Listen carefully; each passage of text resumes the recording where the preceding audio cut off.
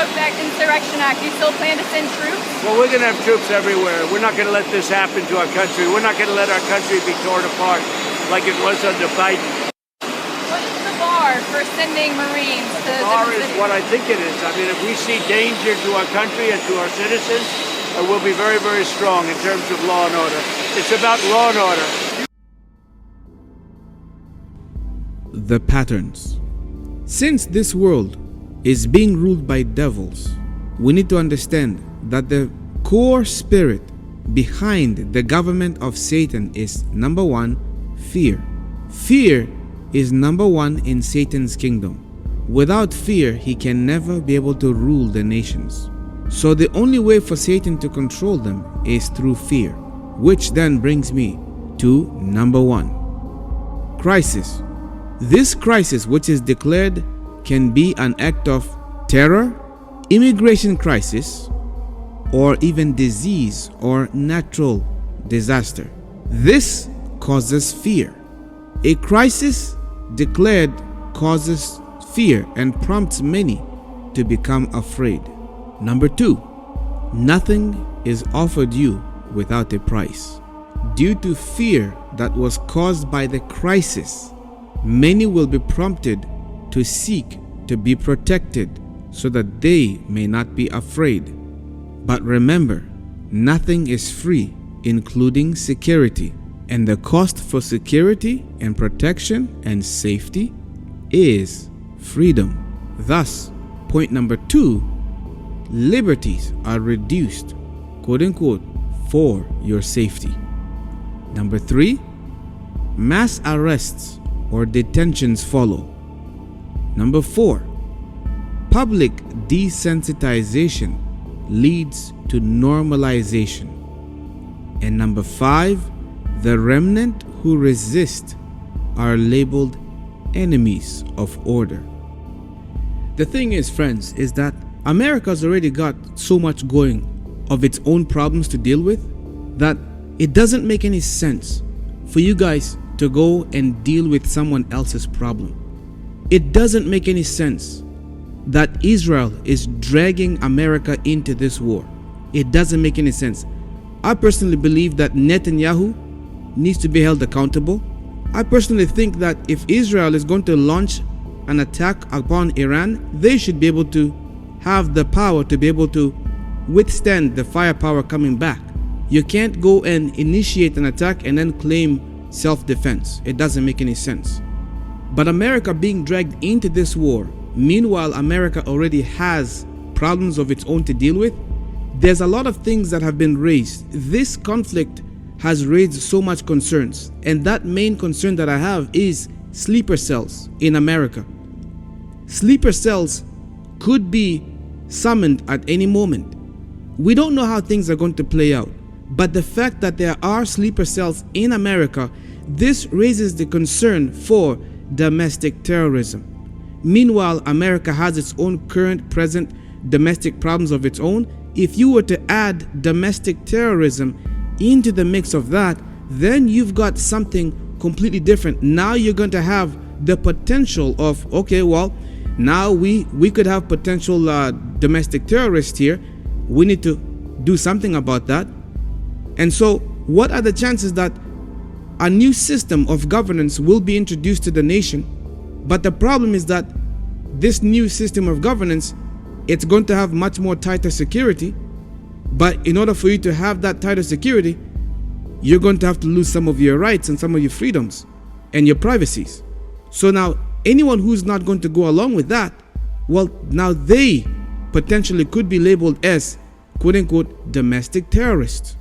Now this right here is what I'm very concerned about. If citizens could potentially now be labeled as domestic terrorists, this is where the question now rises. What kind of America are you living in? What kind of a country are you living in? If the potential exists for the citizens now to be labeled as possible domestic terrorists, and the only reason is because sleeper cells in America have found a way to hide themselves and to mask themselves so that you would have no idea who's who. And remember, a terrorist does not have a face. It could be anyone. Just like how a serial killer does not have a particular face or a particular gender. It could be anyone. This entire talk of sleeper cell, consider it as a seed has now been planted within the American people. Make note that the seed has been planted. If the seed has been planted for the people of America, of potential sleeper cells, then what that could also indicate is that now people should be anticipating that something like that is possible. And so, what are the chances, I ask again, what are the chances that there could be a false flag event that could happen? And it could happen where it's a terror event that happened within the nation. What do you think that's going to cause? It's going to cause concern for a much more tighter security. And what are the chances that we may see one happen in one area and another one happen in another area?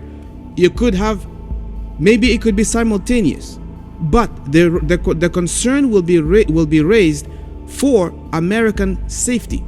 Now, domestic terrorism is a national security crisis. This right there could easily invoke the Insurrection Act. This is something that is very possible. I'm just saying that we need to just think about it. I believe, friends, that where we are right now, according to the Bible, we are in perilous times. And it's not even an over-exaggeration. We are living in biblical times. These are biblical days of prophetic significance. I want you to think about this. There are problems arising domestically, and there are problems arising internationally. The problems which have risen domestically in America have caused huge concern to the point where the subject of the possible invoking of the Insurrection Act was brought about, and it was talked about, and Trump did make it clear that he may invoke it if he needs to.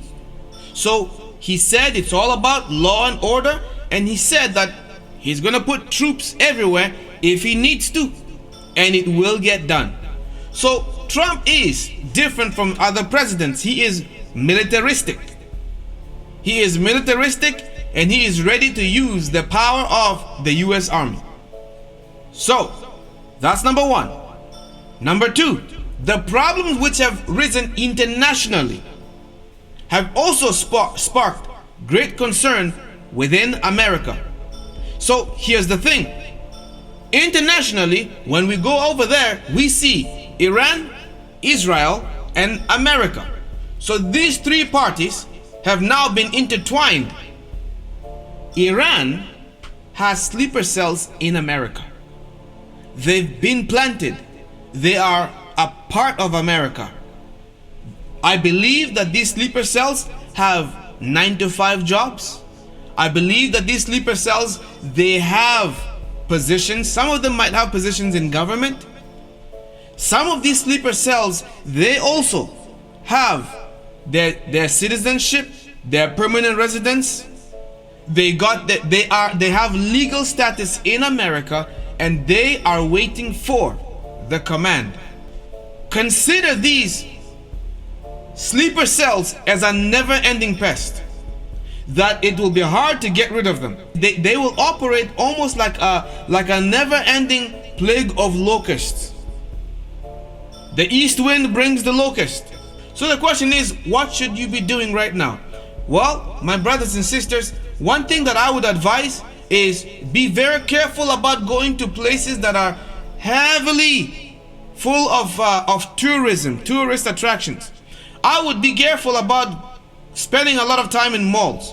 I wouldn't be going to big, large concerts, large crowds of concerts, and going to places where there's massive gathering. I would not personally be going to stadiums. I would highly advise that you don't go to stadiums, the big places of gatherings. Be very careful, just because many things have happened before in which many lives were lost, and it's usually when they're all gathered together. So be careful about where you are going. Be careful about what you're doing. Be careful of, I would even advise, one of the biggest advices that I give to people is, please do yourselves a favor. I would not be living in the heart of a city. I would not be living downtown. Do not live at city centers. Get out from city centers. Go and live outside of city centers. Whenever trouble comes, it's always going to be within the city centers, wherever there's heavily populated areas. This is where the biggest impact comes first, is where the majority of people are. But if you are outside of the city, then you have an advantage. You can look from outside, looking in, you will see the problems that's going on, and you will know exactly what to do. You've got way more options. Either I run to the mountains, run to the hills, go hide here, go hide there. Maybe I have a bug out here. Maybe I have an underground place. Like if you are outside of the city, you have an advantage. But for those who are inside the city, even movies in Hollywood show to you that whenever there's a crisis in the city, everybody tries to leave at the same time. The roads are jammed. Traffic is so heavy, and people end up going nowhere. And so you don't want to be among the people who are going to all try to flee together at the same time. It's not going to help you. You need to make sure that you think ahead about these things. And I do believe that it's wiser to be in rural areas. And if you have a house in the middle of the city, sell that house. Buy an acreage. Buy a house that's a little bit out, anywhere between 45 minutes, minimum 45 minutes, to at least even to an hour and a half. Don't complain about the drive. Just bear with it. Bear with it. It will all come in handy. Just bear with it a little while longer. Just bear with it. It is much more better for you to be outside surrounded by trees, because there's way more fresh air. It's much more peaceful, and also you're able to grow your own garden. You're able to grow like your own crops in a garden. You can do those things if you're outside of the city. But if you're inside the city, you are limited, and you only depend upon the supermarkets and the stores. And when a huge impact comes, everybody's going to go and empty out the stores just like they did in 2020. My friends, this is where we are going. Be wise. Think like an ant. What do ants do? You gotta think like some of the ants. I believe that if we look at the example of ants, we will be able to figure out exactly how we can be able to work together and be able to build something. Ants work together. Ants work as a colony. Ants build together. Ants protect each other. Ants will fight to defend their territory. They work together. That's how people should be. Think about it in terms of the ants, right? But everybody wants to do their own thing. Everybody wants to be independent.